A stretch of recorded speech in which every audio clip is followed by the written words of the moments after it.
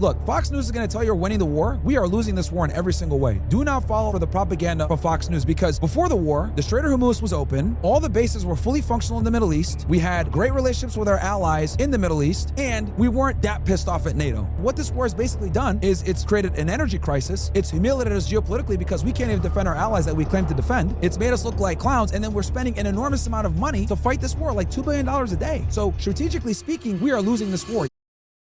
Basically, all the wars in the Middle East, bro, are fought for Israel's benefit. Like, Israel wants to be a hegemon in the Middle East. They have an enormous amount of lobbying power in the United States, an enormous amount of representation at higher levels, and they lobby our politicians to fight wars in the Middle East for the benefit of, under the guise of national security. That's something that I need to look into, because, like, from birth, I have been like, if I'm on a plane and there's someone with a turban on, I'm like, okay, so in case some shit goes sideways, let me get near the emergency. And there's nothing wrong with that. There's nothing wrong with stereotyping people. I do it too. If I see a guy that's a fellow Arab, I'm like, oh shit. So I get it, and I totally understand that. But I do think that it's important, and I wish more Americans understood Middle Eastern foreign policy and understood what's really going on over there in the Middle East. And a lot of it, right, is propaganda, dude. There's been an insane push from the lobby to push anti-Muslim propaganda and be like, oh yeah, these guys are the enemies, they're trying to kill us, blah, blah, blah, all this other shit. But if we're going to be very honest, bro, the real people that are the radicals are actually the, a lot of people don't know this. October 7th, one of the reasons October 7th happened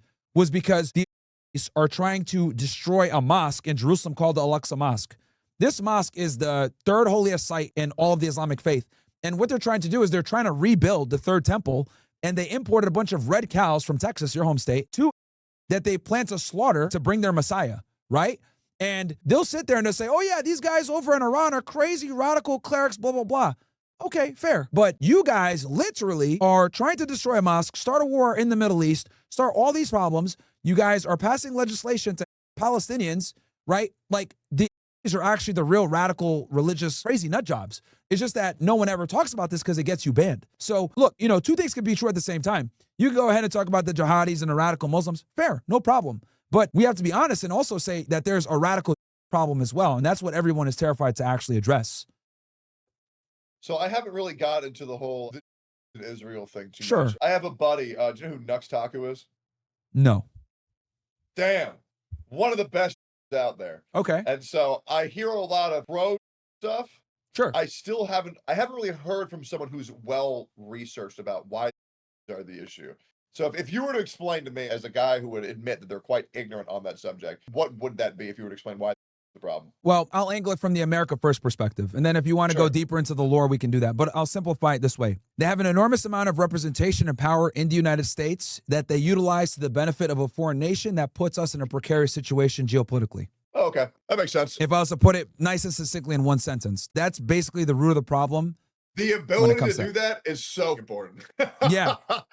I'm glad you made that short and sweet. Yeah. Okay.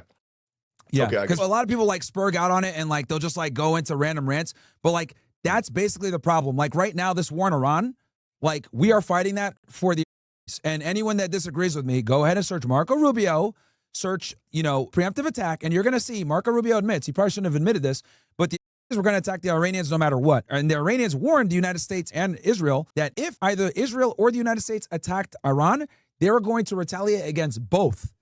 So when they said we're going to attack no matter what, that dragged us into the war.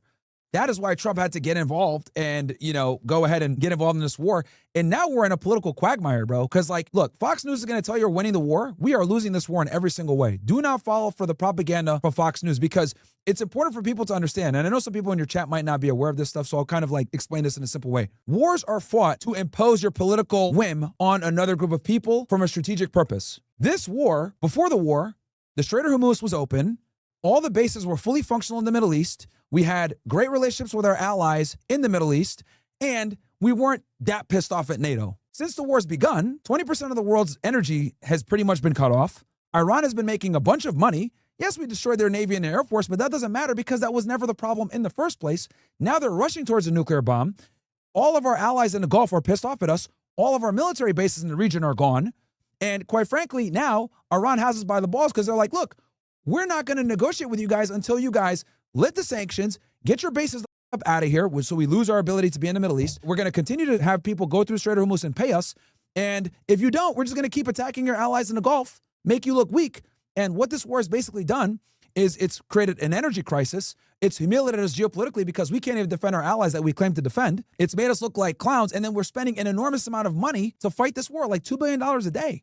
So strategically speaking, we are losing this war. Yes, we're blowing up Iran. Yes, we destroyed their Navy. Yes, we destroyed their Air Force. But that doesn't matter because their ballistic missile program is the real danger. There's hundreds of them underground that we don't have the bunker busters to get into and destroy. And even if we destroy one or two of them, it doesn't matter. There's hundreds of them all over the country. Iran's a big country, bro. It's like the size of Western Europe with 90 million people, and they have an army that's 1 million people. And we're not going to effectuate the regime change that they want without boots on the ground. So it'd be in Iraq, but like 10 times worse. So strategically speaking, we are losing this war in every single way because we are worse off right now than we were prior to the war. And now we're trying to negotiate for pre-war conditions. Anytime you're trying to negotiate for pre-war conditions, you lost the war. That's a very interesting perspective. Why doesn't America just nuke the out of them? Good question.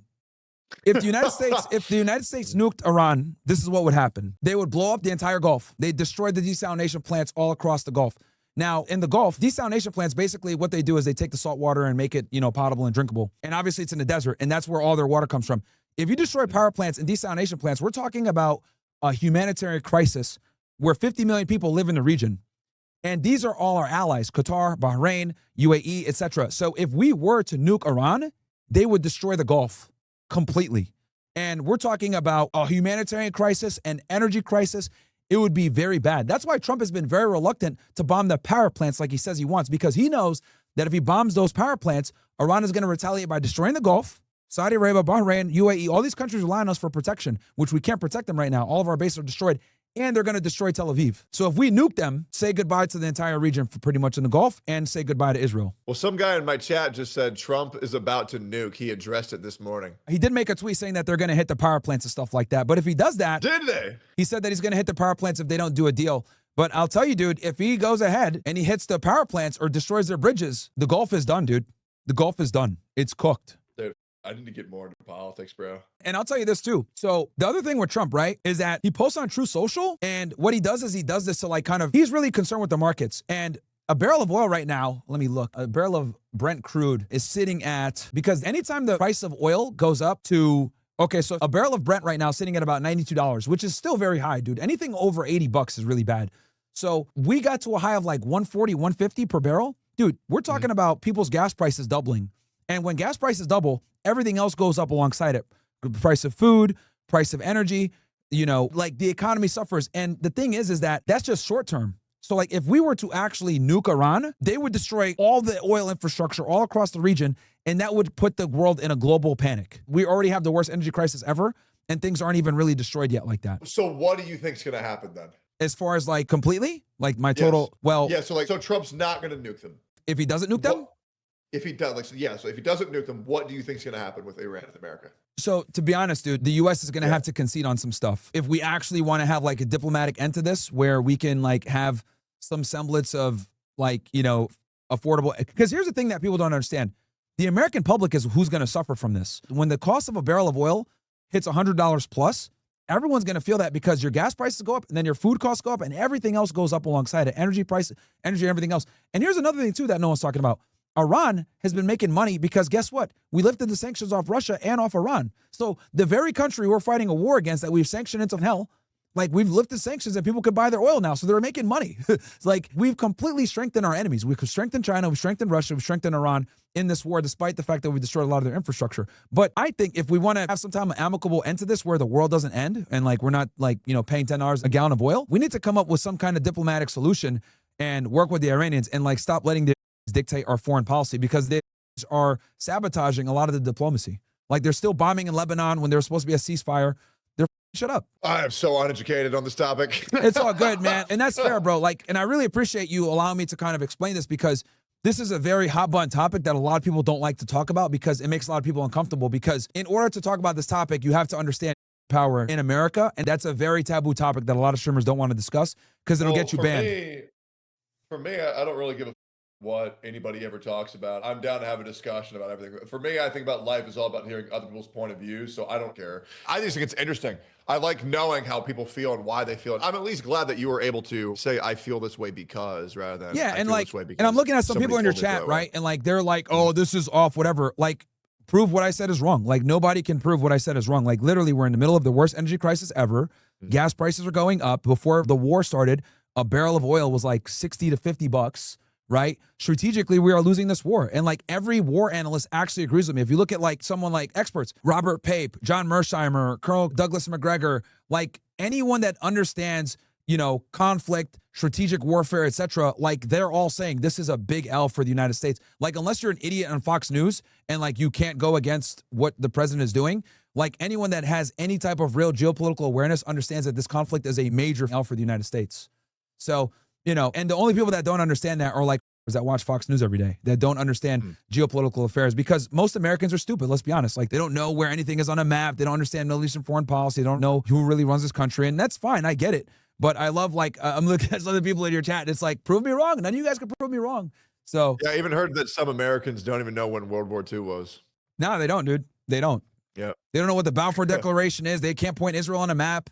Like, you know what I mean? It's like, and I've debated on this too. I did a debate with Dinesh Souza. Absolutely cooked him on this topic. Like, because he couldn't. The defensive is an indefensible position. We get zero strategic benefit from aligning for Israel. And this is why Zionists are terrified to talk to people like me, Nick Fuentes, etc. Because once you understand this stuff and you know what it is, it's like an indefensible position. Like, there's no benefit supporting Israel at all. It puts us in a very bad spot. If you don't mind, there's a in your chat called Trailer 606. I want to prove to you how stupid people are. Trailer 606, explain to me.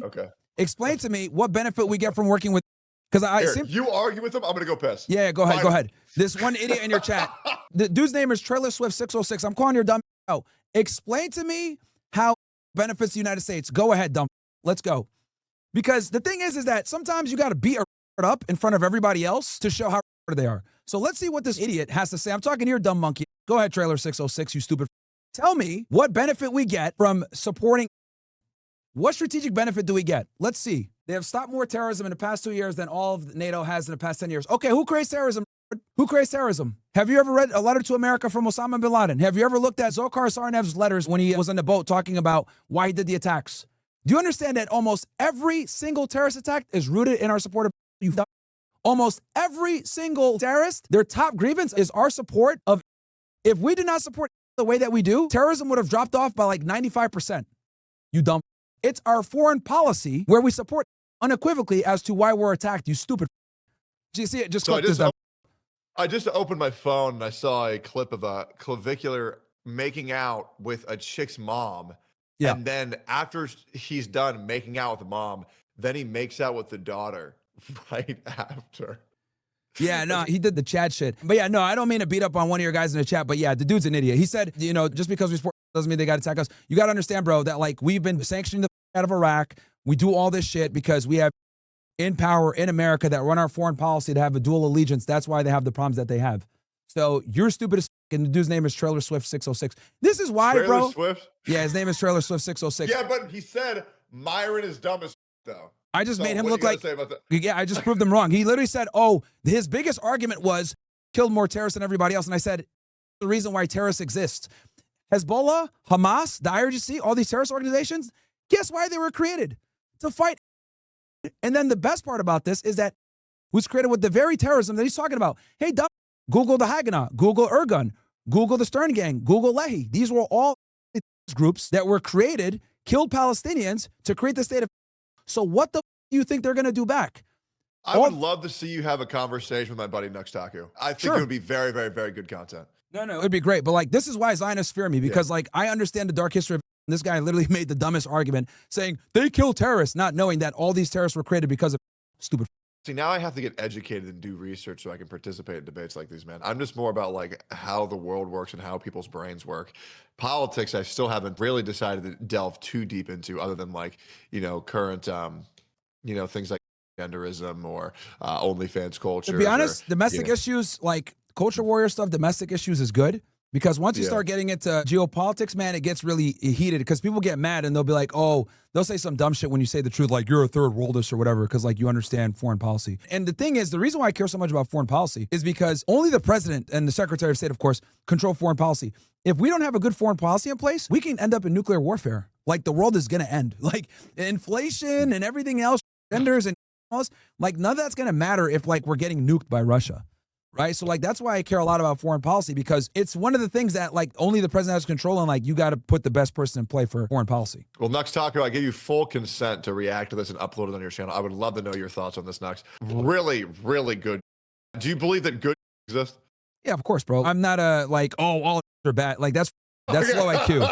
Like, you know what I mean? Like, because let me be clear about this. There's like Arab Zionists that are right. So like, there's like idiotic guys that like support the state of that are Muslims or Arabs or whatever. Like those guys are idiots. So like, you know, as a matter of fact, a lot of the people that I source are actually like with their research. Like you look at people like, you know, Norman Finkelstein, Dave Smith, Glenn Greenwald. There's lots of like, you know, that like speak out on this bullshit and are brilliant.